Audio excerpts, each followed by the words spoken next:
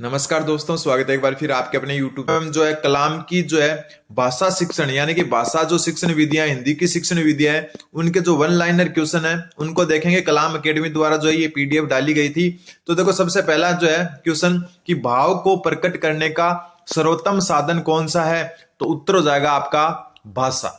ठीक है, भाव को प्रकट करने का सर्वोत्तम साधन है आपका भाषा। फिर प्रारंभिक अवस्था में बालक भाषा कैसे सीखता है, तो श्रवण, निरीक्षण और अनुकरण द्वारा। ये क्रम याद रखना आपको। सबसे पहले वो सुनता है, फिर उसका निरीक्षण करता है और फिर उसका अनुकरण यानी कि उसकी नकल करता है। तो प्रारंभिक अवस्था में बालक जो है भाषा को कैसे सीखता है, श्रवण, निरीक्षण, अनुकरण द्वारा। अगला क्वेश्चन, भाषा की शिक्षा दी जाती है, तो भाषा की शिक्षा दी जाने के पीछे कारण क्या है, अर्थ ग्रहण करना और अभिव्यक्ति के लिए। अर्थ ग्रहण मतलब कोई चीज जो है शब्द है उसका अर्थ ग्रहण करना, अभिव्यक्ति मतलब उस चीज को वापस बोलना, खुद जो है बात करने का तरीका सीखना। तो भाषा की शिक्षा किस लिए दी जाती है, अर्थ ग्रहण और अभिव्यक्ति के लिए। कलाम द्वारा जारी किया गया ये वन लाइनर है। आप जो है मेन क्वेश्चन है, वैसे भी 10 क्वेश्चन आते हैं आपके। पहली क्लास है, अपने अगली क्लास में हम और भी देखेंगे। तो जो है 10 क्वेश्चन आते हैं, उनमें से जो हो सकता है कि इनमें से ही 2-4 क्वेश्चन आ जाए आपके। ठीक है, फिर है भाषा के रूप। भाषा के 2 रूप हैं, एक मौखिक भाषा और एक लिखित भाषा। ठीक है, भाषा के कितने रूप हैं, 2 रूप है, एक मौखिक एक लिखित। वैसे जो संस्कृत और इंग्लिश में भी सेम ही कंडीशन होती है, बस इंग्लिश में लिखे होते हैं और संस्कृत में लिखे होते हैं, बाकी यही चीजें होती है वहां पर भी। ठीक है, तो भाषा के 2 रूप हैं, मौखिक और लिखित भाषा। फिर है भाषा का प्राथमिक रूप कौन सा है, तो प्राथमिक रूप है आपका मौखिक भाषा। तो ध्यान रखना, भाषा का प्राथमिक रूप कौन सा है, मौखिक भाषा है। फिर है भाषा कौशल है। भाषा कौशल है दक्षता प्राप्त करना। दक्षता प्राप्त करना एक प्रकार का क्या है आपका भाषा कौशल है। फिर है भाषा कौशलों का स्वाभाविक क्रम, और ये मैं आपको पहले ही बता चुका। इंग्लिश अगर जिसके लैंग्वेज सेकंड है वो भी सुन ले, LSRW, ये याद रख लें बस, LSRW, ये भाषा का एक स्वाभाविक क्रम है। क्वेश्चंस जो यहां से आ सकते हैं। तो भाषा का स्वाभाविक क्रम, L मतलब लिसनिंग मतलब सुनना, S मतलब स्पीकिंग मतलब बोलना, R मतलब रीडिंग मतलब पढ़ना, और W मतलब राइटिंग या रिटन, तो राइटिंग मतलब लिखना। तो LSRW डायरेक्ट याद रख लेना आप, लिसनिंग, स्पीकिंग, रीडिंग और राइटिंग, यानी कि सुनना, बोलना, पढ़ना और लिखना। यह स्वाभाविक क्रम है और इसी क्रम में याद रखने चाहिए आपको। सबसे पहले सुनना, फिर बोलना, फिर पढ़ना, फिर लिखना। यह क्रम है, इस हिसाब से बालक सीखता है। फिर है सबसे कठिन कौशल कौन सा है भाषा का, तो सबसे कठिन कौशल है लिखना। लिखना जो है भाषा का सबसे कठिन कौशल है। सबसे हार्ड कोई चीज सीखने में होती है तो वो लिखना होता है। इसलिए लिखना हमेशा जो है, जो क्रम है ना स्वाभाविक क्रम, उसमें सबसे लास्ट है। क्यों, क्योंकि लिखना सबसे हार्ड होता है। ठीक है, अगला क्वेश्चन, ये जो कलाम द्वारा जो है जारी की गई जो एक वन लाइनर जो है ना बुकलेट है, उसके क्वेश्चन सही है। तो भाषा के बुनियादी कौशल कौन से हैं, देखो ये अच्छा बात है। भाषा के बुनियादी कौशल है आपका सुनना व बोलना। ठीक है, सुनना व बोलना बुनियादी का मतलब हो गया बेसिक। ठीक है, जो स्टार्टिंग के होते हैं। तो देखो ये याद है, तो आपको अगर LSRW याद है ना, तो फिर देखो आप आराम से कर पाओगे। जो है बुनियादी कौशल का मतलब हो गया बेसिक, जिससे नींव बनती है। और नींव क्या बनती है, शुरुआत के जो होते हैं उनसे। तो शुरुआत के 2 कौन से कौशल हैं आपके, सुनना और बोलना, इन्हीं से जो है एक बेस बनता है। और बुनियादी कौशल कौन से हो गए, पहले 2, यानी कि सुनना और बोलना। ठीक है, फिर देखो ग्रहणात्मक या घायात्मक कौशल कौन से हैं, ऐसे कौशल जिनसे हम सूचनाओं को ग्रहण करते हैं। तो वो है सुनना व पढ़ना, यानी कि पहला और तीसरा। यहां पर भी बहुत अच्छी बात है, देखो ग्रहणात्मक या घायात्मक जो कौशल है वो है सुनना और पढ़ना, ये दोनों। ठीक है, फिर देखो बात आ रही है कि भाषा के अभिव्यक्तात्मक या उत्पाद कौशल कौन से, उत्पाद है ये, उत्पाद मतलब जिससे हम जो है भाषा अभिव्यक्त करते हैं या सामने वाले को समझाते हैं। तो वो बचे हुए 2 हो जाएंगे, बोलना और लिखना। तो उत्तर हो जाएगा बोलना लिखना। तो ध्यान रखना, अभिव्यक्तात्मक जो है वो तो है बोलना लिखना, और ग्रहणात्मक यानी जिससे हम सूचनाएं ग्रहण करते हैं वो है सुनना पढ़ना, और जिससे हम सूचनाएं जो है सामने वाले को अभिव्यक्त करते हैं वो हो गया आपका बोलना लिखना। और बुनियादी कौन से हो गए, सुनना बोलना। मैं बुनियादी का तो पहला 2, ठीक है, ग्रहणात्मक पहला तीसरा, और अभिव्यक्तात्मक है वो हो जाएगा दूसरा चौथा। ये याद है तो सब कुछ याद है आपको, ये चारों के चारों याद है हो जाएंगे। अगला क्वेश्चन, अगला है भाषाई कौशलों का विकास किस स्तर तक पूर्ण हो जाना चाहिए, मतलब आप जो भाषा सीख रहे हैं उसका जो विकास है वो किस स्तर तक पूरा हो जाना चाहिए। तो उत्तर होगा आपका प्राथमिक स्तर कक्षा 5 तक, यानी कि कक्षा 5 तक आपको भाषा का पूरा ज्ञान हो जाना चाहिए। बोलना, लिखना, पढ़ना और सुनना, जो चार अभिव्यक्ति जो चार भाषात्मक कौशल है वो चारों आपके जो है 5वीं क्लास तक पूर्ण हो जाने चाहिए। ठीक है, LSRW, लिसनिंग, स्पीकिंग, रीडिंग और राइटिंग। ठीक है, बोलना, सुनना और लिखना और जो है पढ़ना, ये तीनों चारों कौशल है ये आपके प्राथमिक यानी कि 5वीं कक्षा तक जो है वहां पर जो है इनका विकास पूरा हो जाना चाहिए। अगला क्वेश्चन है कि भाषण जो कौशल है, भाषण कौशल का मुख्य उद्देश्य है। भाषण कौशल का मुख्य उद्देश्य, जब हम भाषण देते हैं उसका मुख्य उद्देश्य क्या है? मौखिक जो अभिव्यक्ति है वो करना। ठीक है, मौखिक अभिव्यक्ति मतलब बोलने की अभिव्यक्ति यानी कि बोलने का जो तरीका वो जानना, वो है भाषण कौशल का मुख्य उद्देश्य। इंपोर्टेंट बनता है, क्वेश्चन आया हुआ है। ठीक है, फिर जो मौखिक अभिव्यक्ति उसके दो प्रकार कौन से हैं? एक तो औपचारिक, एक अनौपचारिक। ध्यान रखना, मौखिक अभिव्यक्ति है उसके दो प्रकार हैं, एक तो औपचारिक और एक अनौपचारिक। औपचारिक जो होते हैं फॉर्मल होते हैं, ठीक है, जिसमें हम जो है किसी संस्था या किसी जो है पद पर या सरकारी जो है विभाग होते हैं उनके हिसाब से भाषण देते हैं। दूसरा अनौपचारिक होता है जो अपने जो है मतलब एकदम ऐसे फ्रेंडली टाइप से देते हैं, वो होता है अनौपचारिक। ठीक है, फिर मौखिक अभिव्यक्ति के विकास के लिए सर्वाधिक उपयोगी क्या है? तो वाद विवाद। जितना वाद विवाद होगा उतनी आपकी मौखिक अभिव्यक्ति अच्छी होगी। तो मोस्ट इंपोर्टेंट क्वेश्चन है कि मौखिक अभिव्यक्ति के विकास के लिए सर्वाधिक जो है आपका उपयोगी क्या है? तो वाद विवाद जो है वो आपका मौखिक अभिव्यक्ति के लिए सर्वाधिक उपयोगी है। फिर है अगला क्वेश्चन कि मौखिक अभिव्यक्ति का आवश्यक गुण कौन सा है? तो शुद्ध उच्चारण। ठीक है, शुद्ध उच्चारण भी कह सकते हैं या फिर हम कह सकते हैं शुद्ध उच्चारण। क्या कह सकते हैं? ये संधि विच्छेद किया हुआ है, शुद्ध उच्चारण। मतलब जो आपकी मौखिक अभिव्यक्ति है उसका आवश्यक गुण है शुद्ध उच्चारण। ठीक है, तो शुद्ध उच्चारण होना चाहिए, शुद्ध उच्चारण होना चाहिए, जो आपका मौखिक अभिव्यक्ति का एक आवश्यक गुण है। फिर पढ़ना वाचन कौशल के भेद हैं। पढ़ना वाचन कौशल के भेद है, मतलब पढ़ना वाचन एक होता है आपका पढ़ना वाचन, एक लिखना वाचन, ये होते हैं। तो पढ़ना वाचन है, इसके भेद कौन से? तो एक तो हो गया सस्वर वाचन और एक मौन वाचन। सस्वर वाचन मतलब आप जोर जोर से जो है ना वाचन करते हैं, वो हो गया। ठीक है, और मौन वाचन यानी मन ही मन पढ़ते हैं ना, अपने पहले टीचर कहते थे ना कि मन में पढ़ो, आवाज मत करो, तो वो होता है मौन वाचन। ठीक है, वो सस्वर और मौन दो वाचन होते हैं पढ़ने के। तो ध्यान रखना, पढ़ने के कौशल के दो भेद होते हैं, सस्वर वाचन और मौन वाचन। फिर आता है आपको उच्चारण सुधारने के लिए क्या करवाना चाहिए? तो सस्वर वाचन करवाना चाहिए। सस्वर वाचन जो है वो जो है प्रारंभिक कक्षाओं में इस पर बल देना चाहिए, ये भी ध्यान रखना। तो क्वेश्चन ये भी आ सकता है कि सस्वर वाचन पर कब बल देना चाहिए? तो प्रारंभिक कक्षाओं में। तो उच्चारण सुधारने के लिए जो है आपको सस्वर वाचन करना चाहिए। प्रारंभिक कक्षाओं का मतलब है जो 1 से 8 तक की कक्षाएं, उनमें आपने देखा होगा अपने जो स्कूलें हैं ज्यादातर उसमें जो है छुट्टी के टाइम जो है 5-7 मिनट बचते हैं तो छोटी कक्षाओं को करते हैं ना, बार खड़ी बुलाते हैं कैसे कबूतर, तो पीछे सारे बोलते हैं कैसे कबूतर, तो वो होता है आपका सस्वर वाचन। ठीक है, फिर आता है आपका कि आदर्श वाचन किया जाता है। तो आदर्श वाचन किसके द्वारा किया जाता है? तो आदर्श वाचन किया जाता है अध्यापक के द्वारा। ठीक है, और छात्र द्वारा उनका क्या किया जाता है? अनुकरण किया जाता है। अनुकरण मतलब उसके पीछे वैसे के वैसे बोलते हैं, अनुकरण मतलब एक प्रकार से नकल करना। ठीक है, तो आदर्श वाचन जो है आपका किसके द्वारा किया जाता है? इंपोर्टेंट है, अध्यापक के द्वारा।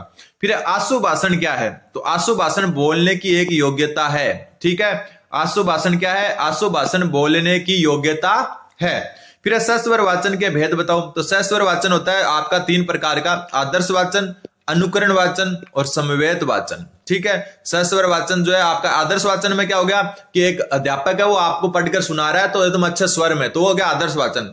अनुकरण वाचन यानी कि पीछे बोल रहे हैं, जैसे मैं बोल रहा हूं कैसे कबूतर और पूरे स्कूल वाले जो बच्चे बोल रहे हैं कैसे कबूतर, वो अनुकरण वाचन हो गया। समवेत वाचन मतलब सारे के सारे साथ में बोल रहे हैं, कोई अनुकरण नहीं कर रहा। मान लो कि जैसे जो है कोई हम जैसे राष्ट्रगान बोलते हैं साथ में बोलते हैं ना, ऐसे थोड़ी ना 4 लड़कियां आगे राष्ट्रगान का एक लाइन बोल रही है फिर पीछे से बोल रहे हैं, ऐसा नहीं होता। तो वो होता है आपका समवेत वाचन। तो सस्वर वाचन जो है आदर्श वाचन, अनुकरण वाचन और समवेत वाचन 3 भागों में बांटा गया है। फिर क्वेश्चन है अगला कि जीवन के जो है प्रारंभिक दौर में मातृभाषा सीखने का सबसे प्रमुख स्रोत क्या होता है? तो देखो जीवन का जो प्रारंभिक काल होता है उसमें परिवार जो होता है वो मातृभाषा सीखने का जो है क्या होता है? प्रमुख स्रोत होता है। भले ही आप जो है कुछ भी कहीं भी जो हो जाए, कुछ कहीं भी मतलब हिंदी सिखाने का प्रयत्न करें अपने बच्चों को, लेकिन वो क्या करेंगे? मारवाड़ी ही सीखेंगे। वो अपनी जो लोकल लैंग्वेज है आपके जैसे भरतपुर का ब्रज सीखेगा, जो है उदयपुर का है तो मेवाड़ी सीखेगा, जोधपुर का है तो मारवाड़ी सीखेगा। क्यों? क्योंकि आप कितना ही कोशिश कर ले, लेकिन आपका जो मातृभाषा सीखने का जो प्रमुख स्रोत है वो है परिवार, और परिवार में जो है सारे हिंदी तो बोलते नहीं है। तो आप आजकल कोशिश बहुत करते हैं लेकिन हिंदी बोल नहीं पाता बच्चा, फिर धीरे धीरे सिखाने की कोशिश भरपूर की जाती है। फिर है थोड़ा सा अगला क्वेश्चन, थोड़ा बड़ा कर लेता हूं मैं, कि प्रत्येक शब्द पर उचित बल देकर पठन शक्ति का विकास करना किस कौशल से संबंधित है? प्रत्येक शब्द पर उचित बल देकर पठन शक्ति का विकास करना किस कौशल से संबंधित है? तो उत्तर हो जाएगा आपका वाचन कौशल से। ठीक है। फिर अर्थ ग्रहण की दृष्टि से सर्वोत्तम वाचन कौन सा है? तो अगर आप अर्थ ग्रहण यानी कि अच्छे से चीजों को समझना चाहते हो तो मौन वाचन सबसे अच्छा वाचन है। सस्वर वाचन में जो है आप इतना सीख नहीं पाओगे, मौन वाचन जो है आपका बहुत जो है मतलब सीखने में कारगर है। और अर्थ ग्रहण की दृष्टि से सर्वोत्तम जो है या सर्वोपयुक्त वाचन कौन सा? आपका मौन वाचन है। सबसे बेस्ट वाचन कौन सा है? मौन वाचन। फिर साइलेंट रीडिंग, साइलेंट रीडिंग मतलब हो गया मौन वाचन, साइलेंट रीडिंग का मतलब हो गया मौन वाचन। और मौन वाचन जो है वो किसकी रचना है? तो ये है ब्रायन की। ठीक है, ब्रायन की। ठीक है, ब्रायन की। ठीक है, तो ब्रायन की जो रचना है वो कौन सी? आपकी साइलेंट जो है रीडिंग, जिसको हम कहते हैं मौन वाचन। फिर है मौन वाचन कब प्रारंभ करना चाहिए? देखो मौन वाचन कब प्रारंभ करना चाहिए? तो मौन वाचन मतलब मन में पढ़ना, करते हैं ना अपने स्कूल में पढ़ते थे तब अपन जो है ना सर कहते थे कि खुद पढ़ो एक बार और कोई शोर नहीं करेगा, मन ही मन पढ़ेंगे, तो वही होता है मौन वाचन। तो मौन वाचन का आरंभ होता है तीसरी कक्षा से। कौन सी कक्षा से? तीसरी कक्षा से। लेकिन जो गहन अध्ययनिष्ठ पाठों का यानी कि जो हार्ड पाठ है उनका मौन वाचन होता है कक्षा 6 से। कब से?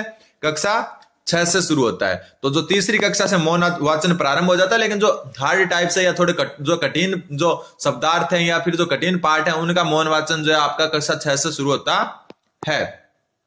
फिर अगला क्वेश्चन है, सस्वर वाचन का सबसे उपयुक्त जो है साधन है। सस्वर वाचन तो अभी मैं बात कर चुका। सस्वर वाचन मतलब जोर जोर से जो किसी चीज को दोहराना, तो सामूहिक वाचन जो है इसका सबसे उपयुक्त साधन है। ठीक है, वैसे मौन वाचन सर्वश्रेष्ठ होता है, लेकिन सर्वश्रेष्ठ होने के बाद में जो सस्वर वाचन है वो उसका जो सर्वश्रेष्ठ होता है वो होता है सामूहिक वाचन। ठीक है। फिर ज्ञान की वृद्धि, अवकाश के क्षणों का सदुपयोग, स्वाध्याय की भावना विकसित करना, अवधान केंद्रीकरण की क्षमता का विकास करना आदि किसके द्वारा किए जा सकते हैं? तो मौन वाचन द्वारा। सबसे जो उपयुक्त वाचन है वो मौन वाचन है। उसके द्वारा हम ज्ञान में वृद्धि करना, जो अवकाश के क्षणों का सदुपयोग, स्वाध्याय की भावना को विकसित करना, अवधान केंद्रीकरण की मतलब ध्यान केंद्रित करने की क्षमता बढ़ाना, ये सब मौन वाचन से ही कर सकते हैं। फिर पूर्ति परीक्षा, सत्य असत्य परीक्षा, बहुविकल्प परीक्षा के द्वारा किस वाचन की परीक्षा की जाती है? तो उत्तर हो जाएगा मौन वाचन। ये क्वेश्चन थोड़ा यूनिक है और इंपॉर्टेंट, लिख लिया इसको आप। पूर्ति परीक्षा जैसे रिक्त स्थान की पूर्ति कीजिए। सत्य असत्य परीक्षा, बहुविकल्प परीक्षा के द्वारा किस वाचन की परीक्षा की जाती है? तो उत्तर हो जाएगा आपका मौन वाचन। ठीक है। फिर प्राथमिक स्तर पर वाचन का मुख्य उद्देश्य है। तो प्राथमिक स्तर पर वाचन का मुख्य उद्देश्य आपका शुद्ध उच्चारण की क्षमता का विकास करना। इंपॉर्टेंट बनता है, ध्यान रखना। प्राथमिक स्तर पर वाचन का मुख्य उद्देश्य होता है शुद्ध उच्चारण की क्षमता का विकास करना। फिर पठन या वाचन शिक्षण की विधि है। तो पठन जो या वाचन शिक्षण है उसकी विधि है वर्ण विधि, शब्द विधि, वाक्य विधि, ध्वनि साम्य विधि, अनुकरण विधि और संगति विधि। ठीक है, तो ध्यान रखना पठन या वाचन, ये संगति नहीं है मेरे हिसाब से, संगीत विधि है। कौन सी विधि है? संगीत विधि। ठीक है, कौन सी विधि है? संगीत विधि। तो पठन या वाचन शिक्षण की विधियां हैं वर्ण विधि, शब्द विधि, वाक्य विधि, ध्वनि साम्य विधि, अनुकरण विधि और संगीत विधि। फिर मौन वाचन का प्रकार कौन सा है? तो मौन वाचन होता है द्रुत वाचन, गहन वाचन और व्यंग अवलोकन। ठीक है, व्यंग अवलोकन, द्रुत वाचन, गहन वाचन। तो सबसे इंपॉर्टेंट कौन सा वाचन होता है? मौन वाचन। और उसके प्रकार कौन कौन से ध्यान रख लेना, द्रुत वाचन, गहन वाचन और व्यंग अवलोकन। ठीक है, तो ये जो है 3 प्रकार किसके हैं? मौन वाचन के हैं। फिर है अगला क्वेश्चन कि शिक्षण कौशल का उपयोग किया जाता है। तो शिक्षण कौशल का उपयोग कब किया जाता है? कक्षा के अंदर और बाहर दोनों जगह किया जाता है, ध्यान रख लेना। तो शिक्षण कौशल का उपयोग जो है कक्षा के अंदर व बाहर दोनों जगह किया जाता है।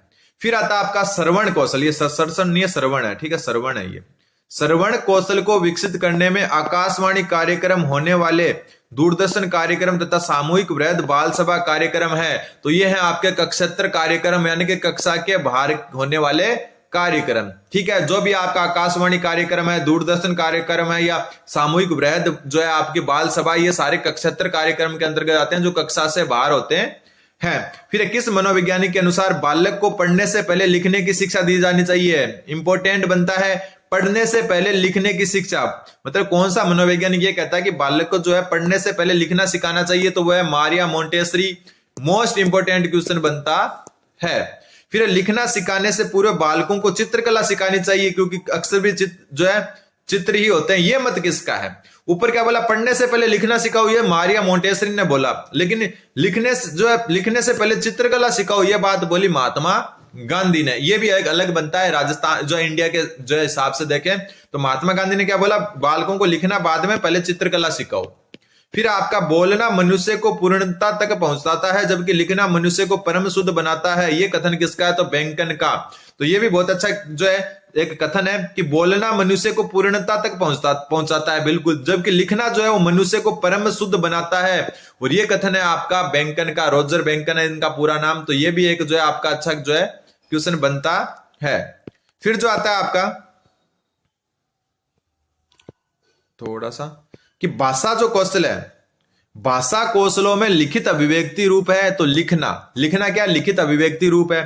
फिर श्रुत लेख से किन दो कौशलों का विकास होता है? तो सुनना व लिखना। श्रुत लेख मतलब हो गया आपका जो है, जैसे मैं बोल रहा हूं, जैसे नोट्स लिखाते हैं ना क्लास में कि लिखो राम ने आम खाया, तो वो तो हो गया आपका सुनना, कि आप सुन रहे हो, टीचर बोल रहा है राम ने आम खाया, आप सुन रहे हो और फिर जो है कॉपी में लिख रहे हो, तो वो था श्रुत लेख। श्रुत लेख मतलब बोलकर लिखवाना, जैसे नोट्स लिखवाते हैं ना, तो श्रुत लेख में जो सुनना व लिखना कौशल का क्या होता है? आपका विकास होता है। फिर अब बालकों को लिखना सिखाने से पहले जो है क्या करना चाहिए? तो जो बालकों को लिखना सिखाने से पहले लेखन संबंधी जिज्ञासा उत्पन्न करना चाहिए। ठीक है, बालकों को लिखना सिखाने से पहले लेखन संबंधी जिज्ञासा उत्पन्न करनी चाहिए। फिर लेखन कला का विकास होता है तो अभ्यास से होता है। ठीक है, लेखन कला का जो विकास होता है वो आपका अभ्यास से होता है। फिर आपका शिक्षक बालक की कॉपी या स्लेट पर अक्षरों को लिख देता है और छात्र इन अक्षरों को देखकर उनके नीचे लिखने का अभ्यास करते हैं। ठीक है, उसी प्रकार अक्षर बनाते हैं। ये विधि है, ये अनुकरण विधि है। जैसे मैं लिख देते हैं ना अपन क ख, फिर बालक नीचे क ऐसे लिखता है, फिर ख लिखता है, तो ये अनुकरण कर रहा है। क्या कर रहा है? अनुकरण। ठीक है, तो उत्तर हो जाएगा आपका अनुकरण विधि। मतलब बालक जो कॉपी या स्लेट पर अक्षरों को जो शिक्षक लिख देता है, फिर बालक उनको जो नीचे वापस लिखने का अभ्यास करता है, तो होती है अनुकरण विधि। फिर लेखन कौशल में सर्वाधिक महत्व किसका है?